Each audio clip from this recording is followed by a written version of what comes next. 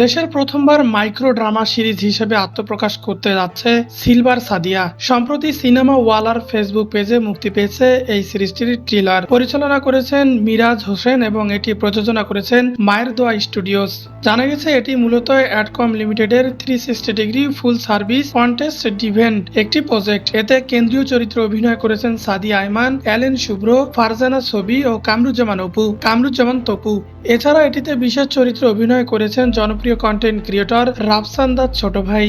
মোট 15টি পর্ব নিয়ে সাজানো এই সিরিজের প্রতিটি পর্বের দৈর্ঘ্য মাত্র 3 মিনিট। নির্মাতা মিরাজ হোসেনের মতে দর্শকদের পরিবর্তিত রুচি ও অভ্যাসের কথা মাথায় রেখেই ক্ষুদ্র পরিসরে গল্প বলার এই নতুন ও সমসাময়িক প্রয়াস চালানো হয়েছে।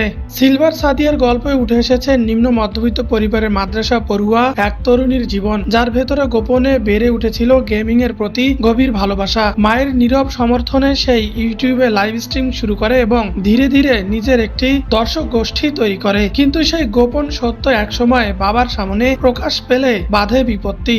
পরিবার সম্পর্কে টানাপোড়েনের আর নিজের পরিচয় খুঁজে পাওয়ার গল্প জড়িয়ে যায় একসঙ্গে। অভিনেত্রী সাদিয়া আয়মান এই প্রজেক্টের সাথে যুক্ত হতে পেরে নিজের উচ্ছ্বাস প্রকাশ করে বলেন, এটি একটি দারুণ অভিজ্ঞতা এবং ছোট ছোট পর্বে চমৎকার গল্প বলার একটি উদ্যোগটি বেশ প্রশংসনীয়। সিরিজটির প্রযোজক নাজিম ফারহান চৌধুরী ও সহ প্রযোজক ও ক্রিয়েটর পুলক অনিল।